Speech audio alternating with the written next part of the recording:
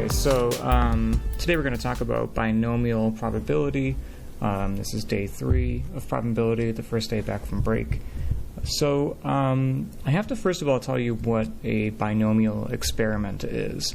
If you remember back in the first day of probability, I defined the word experiment. It's basically a repeatable action that you can take over and over again that might have different outcomes each time you do it, like flipping a coin or picking a random number. But a binomial experiment is a particular kind of experiment, and I just need to tell you what that is. So a binomial experiment is one where there are repeated independent trials, okay? And I want to emphasize what I mean by that. What I mean by trials is basically you're doing something over and over again. Could be flipping a coin. Every time you flip a coin, that's a trial. It could come up heads or it could come up tails. Or you could be rolling a die over and over again, and each time you roll the die, that's a trial. Or you could be picking a random number over and over again. Each time you pick a random number, that's a trial. But what I need to emphasize is what I mean by the word independent. What that means is that the outcome of one trial has no effect on the outcome of the next trial. So for example, when you're flipping a coin, the first flip might come up heads, but whether the first flip comes up heads or tails has no influence at all on the second flip. The probability of the coin landing heads or tails is the same on the second flip, regardless of what happens on the first. So in that sense, coin flips are independent because the outcome of one flip has no bearing, has no influence on the next.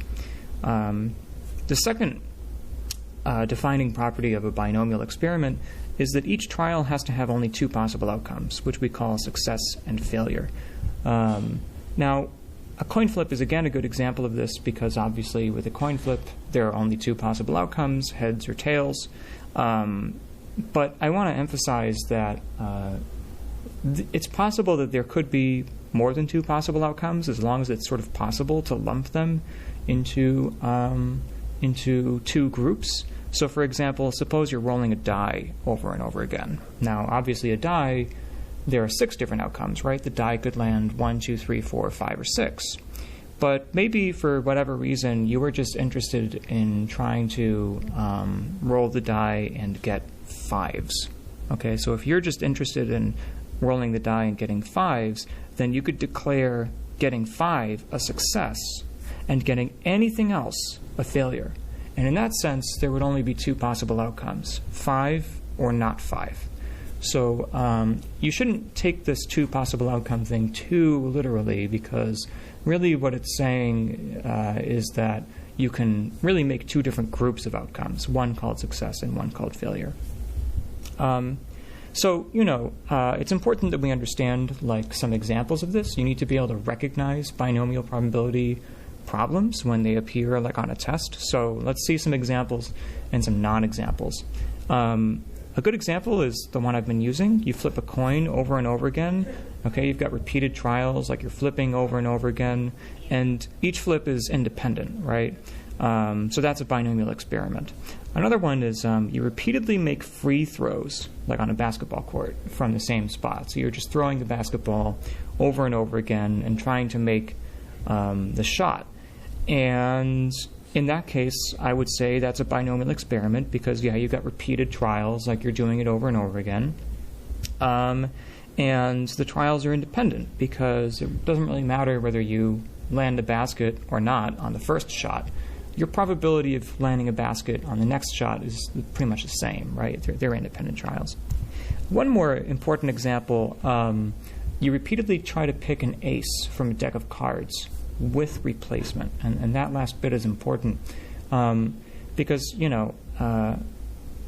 need the with. So first of all, what do I mean by with replacement? What I mean is you pull the card out, you look at it, and you sort of ask, okay, is this an ace or not?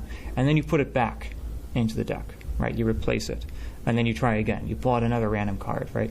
The replacement is necessary for this to be a binomial experiment, because if you don't replace the ace, then what happens as you pull out more and more cards is the probability of you getting an ace is actually changing from trial to trial, right? Like if you don't put the card back, the first time you try to pull a card out, the first time you try to get an ace, I guess the probability would be 4 out of 52 of getting an ace, because there are 4 aces and 52 total cards.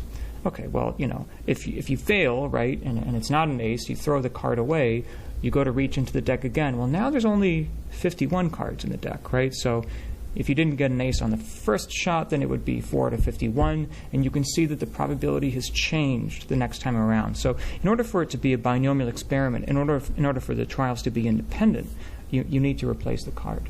Okay. Now let's see some non-examples. A non-example would be the same ace card situation we just looked at, except you don't replace the card, right? That's a non-example. Or here's an interesting one. You try to guess a password, and every time you guess wrong, one letter is revealed. I don't know why someone would design a system like that, but if you're trying to guess a password, you've got a certain probability of getting it right.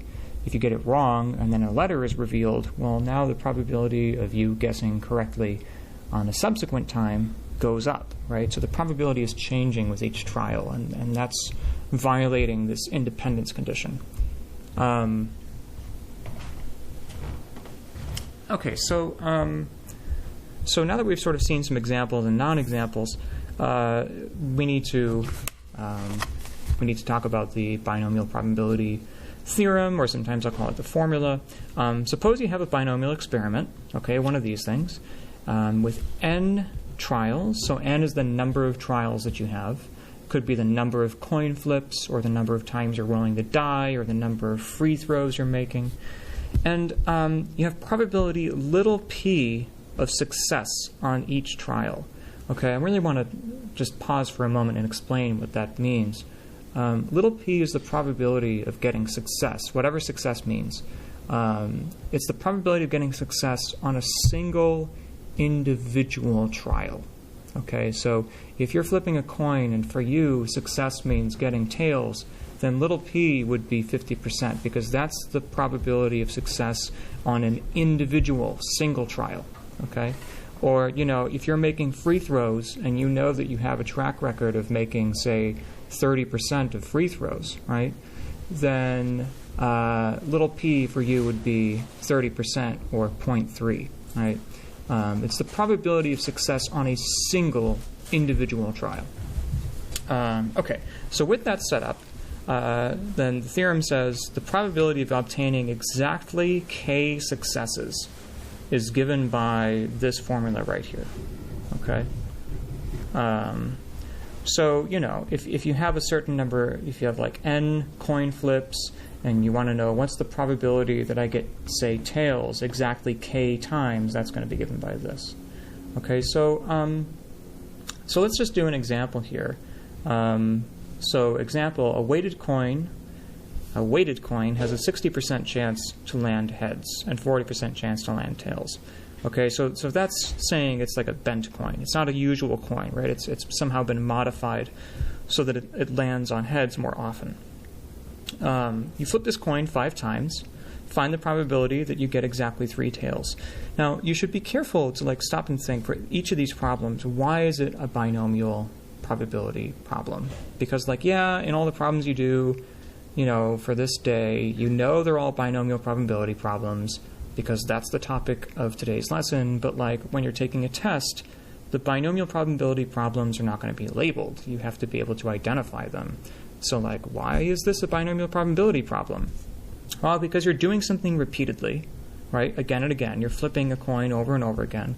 And the trials are independent, right? Each coin flip has no bearing on the next. Okay, so it's a binomial experiment. That means we can use this formula to answer the question. All you really have to do is figure out the values of n, k, and p and plug them all in. So let's see. So n is the number of trials, okay? We're flipping the coin 5 times, so that means that n is 5, okay? That's the number of trials. P is the probability of success, now on an individual trial. Now, what success means really just depends on the situation. In this case, since we're looking for getting 3 tails, I think that probably we should say that success means getting a tails. So little p then is the probability of getting tails on an individual single flip. That would be 40%, but you should always write it as a decimal, so p is going to be 0.4, okay? And then k is the desired number of successes, which would be 3 in this case. So you're looking to get exactly 3 successes, so that would be k is equal to 3. Hey, right there. Okay, so now that we've identified each of the values that we need in the formula, all we have to do is plug them in. So let's go ahead and do that. So we've established that, so here's my formula. We've established that n in this case is 5, k is 3, so I have 5 choose 3 times little p, which we said was 0.4, raised to the k, which we said k is 3, times 1 minus little p, so that's 1 minus 0.4, raised to the n minus k, so that would be 5 minus 3. And now you just have to simplify this expression. So 5 choose 3, let's recall what that means. That's 5 factorial over 3 factorial. So that's top number factorial over bottom number factorial times the difference between them factorial. That's 5 minus 3, like 2 factorial. And then 0.4 to the third times, and this of course is 0.6 to the 5 minus 3 is 2. So let's think about what this coefficient is. The 3 factorial is going to cancel most of the factors on top, leaving you with just the 5 and the 4. And then you still got that 2 factorial on the bottom. 2 factorial is just 2 times 0.4 to the third times 0.6 squared. So of course that thing is really just 20. So it's 20 times this times this. If I punch all of that into my calculator, I get, or sorry, I said this was 20. It's not 20. The numerator is 20. The whole thing is actually 10, right? 5 times 4 is 20 over 2 is 10. So 10 times 0.4 to the third times 0.6 squared gives me 0.2304. So that's about 23%, right? A little bit more than a 23% probability of this event occurring. Great. Now what I'm going to do is I'm just going to ask a slightly different question. Okay, so same problem as before. Let's say we have exactly the same situation as before. We're still flipping a coin 5 times. It's still a bent, like weighted coin, so there's a 40% chance of landing on tails. All that's the same. But now let's find the probability of getting, let's say, at least 2 tails.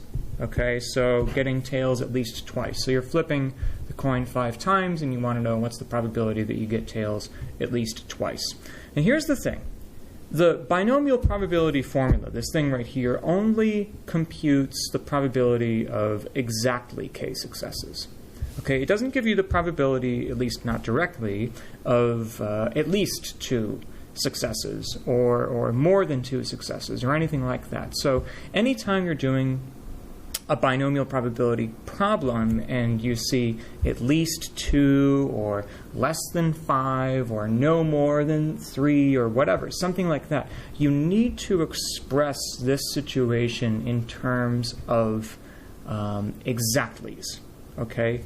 And what that means in this case, getting at least 2 tails means getting exactly 2 tails, or exactly 3 tails, or exactly 4 tails, or exactly 5 tails. That's what it means. So you have to express this situation in terms of exactlies, and then use the binomial probability formula again and again for every one of those exactlies. Okay? So notationally, I could say the probability of getting at least 2 tails, like greater than or equal to 2, right, at least 2. The probability of getting at least 2 tails is going to be the probability of getting exactly 2 tails plus the probability of getting exactly 3 tails plus the probability of getting exactly 4 plus the probability of getting exactly 5. And what you'd have to do is you'd have to use the binomial probability formula to compute each one of these things. Now, in every one of those applications of the formula, n is still 5, and little p is still 0.4. All that's changing is the desired number of successes. Here, k is 2, here, k is 3, here, k is 4, here, k is 5. But, that's pretty tedious, right? Applying this formula 4 different times and then computing, that's a big pain. So the truth is there's actually a faster way of doing this, which is by using the complement.